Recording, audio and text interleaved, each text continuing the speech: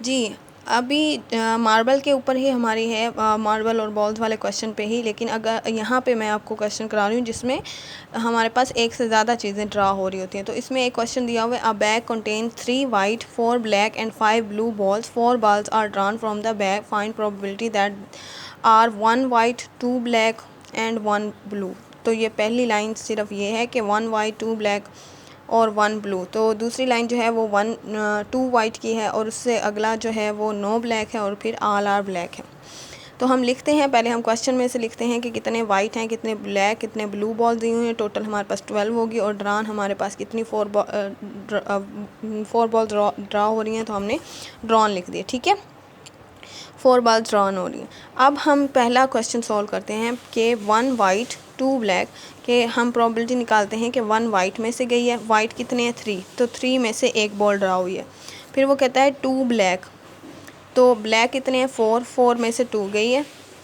और 1 ब्लू कितने थे 5 में से भी एक गया है। ठीक है, हमेशा याद रखिएगा जब तक बटे के ऊपर ड्रॉन बॉल्स आपकी पूरी नहीं हो जाती, आप इसको ऐसे ही मल्टीप्लाई करके ही ऊपर लिखते रहेंगे। ठीक है, आप ऐसे नहीं करेंगे 3C1 लिख दिया तो उसके नीचे 12C4 लिख दिया, फिर अलग करके 4C2 लिखा तो उसके नीचे अलग से 12C4 लिखा, ऐसे नहीं होगा। 12 टोटल और ड्रॉन आएगा, और ये जो ड्रॉन है जब तक ऊपर ड्रॉन पूरी नहीं होती आप बटा चेंज नहीं कर सकते। जैसे यहाँ पे हमने किया, यहाँ पे देखें, यहाँ पे 10C1 किया और 75C1 किया तो इसका बटा चेंज हो गया। ये डिवीजन वाला साइन इसका यहाँ पे अलग लगा, यहाँ पे अलग, यहाँ पे ये और है क्योंकि ये प्लस हुआ है। यहाँ ऊपर 1 है टोटल और 1, क्योंकि यहाँ पे एक ही बॉल ड्रा हो रही थी वो एक पूरी हो गई और यहाँ पे एक टोटल सी ड्रॉन लिख दिया, ये एक पूरी हो गई है फिर इसलिए बटा चेंज हुआ है। यहाँ पे 4 balls ड्रा हो रही हैं, जब तक ये ऊपर 4 balls पूरी नहीं हो जाती हम बटा चेंज नहीं कर सकते। यहाँ पे 4 balls ड्रा हो रही हैं। अब देखें, ये 1 और ये 2 3 और ये 1 4, ये 4 balls पूरी हो गई। अब यहाँ पे लिखेंगे टोटल और ड्रॉन। ठीक है, अब ये देखें, एक वाइट में से गई है, 2 ब्लैक में से गई हैं, 1 ब्लू में से, वो मैंने ऐसे ही तरतीब से लिख दी और टोटल सी ड्रॉन लिखा है। इसको सॉल्व किया, जब तक ये पूरी नहीं हो जाती ऐसे मल्टीप्लाई होती रहती है ऊपर। अब 3C1 को सॉल्व किया 3 आया, 4C2 को सॉल्व किया कैलकुलेटर पे तो वो 6 आया, 5C1 को किया तो ये इन तीनों को मल्टीप्लाई किया 90 और इसको मैंने सॉल्व किया तो ये 495 आया।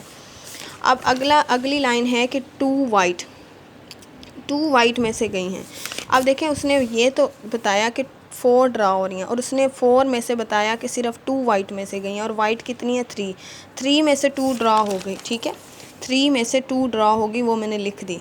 अब बाकी 2 भी अभी रहती हैं क्योंकि ये 2 जो हैं वो ड्रा हो गए, अभी बाकी 2 भी रहती हैं क्योंकि टोटल तो 4 ड्रा हो रही थी ना, 4 ड्रा हो रही थी, वो हमने पूरी 4 करनी है।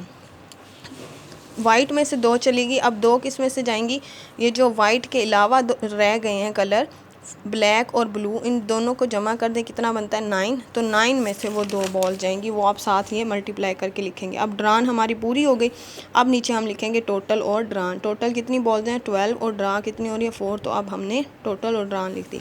फिर वो कह रहा है नो ब्लैक, कि ब्लैक में से कोई नहीं गई। अब ब्लैक में से कोई नहीं गई इसका मतलब या तो वो वाइट से गई है या फिर ब्लू से गई है, इन दोनों को जमा कर दें कितना बनता है 8।